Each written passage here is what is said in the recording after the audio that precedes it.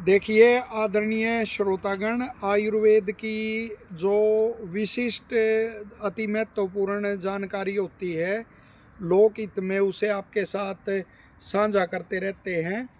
तो उसी कड़ी में देखिए, जो आहार संबंधी एक नियम है उस पर प्रकाश डालेंगे।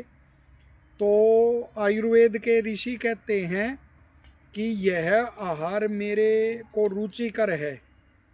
केवल यह सोचकर भोजन नहीं करना चाहिए, अपितु हित और अहित का ध्यान करके आहार करना चाहिए, भोजन करना चाहिए।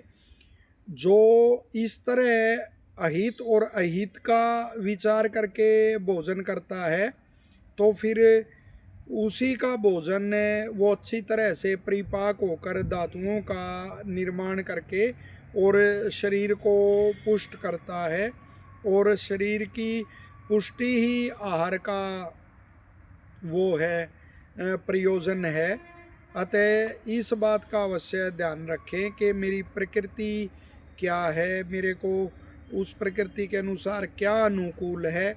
और साथ में जैसे देश, स्थान, ऋतु आदि का, इनका भी ध्यान रखना चाहिए। ऐसा भी आयुर्वेद के ऋषियों ने उल्लेख किया है। लेकिन आज आप यदि देखेंगे तो अधिकतर बेमौसमी फल, सब्जियां आदि खाने का, बेस्थान पे उत्पन्न होने वाले फल आदि खाने का ये बड़ा प्रचलन हो गया, और इसलिए वो रोग बढ़ रहे हैं और स्वास्थ्य गिर रहा है।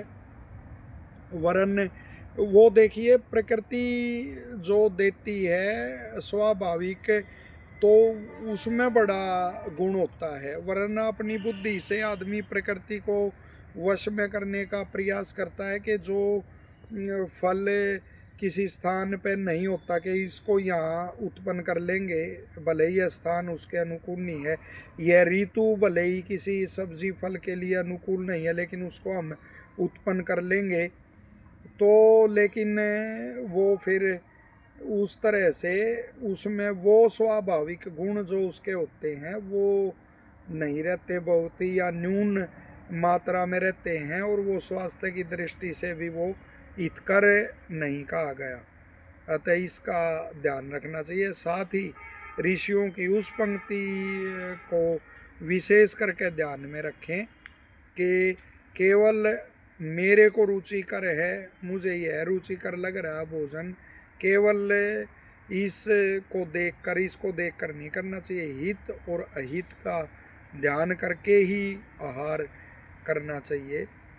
तो ये वो जानकारी आशा है आपको बिल्कुल छोटी सी जानकारी है, लेकिन इसका बड़ा गूढ़ संदेश है। क्योंकि ऋषियों का जो भी संदेश होता है वो उसका एक एक शब्द वो ध्यान देने योग्य होता है। तो इसे लोकहित में अवश्य आप शेयर करेंगे। सभी का धन्यवाद। सभी स्वस्थ रहें, सभी को शुभकामनाएं।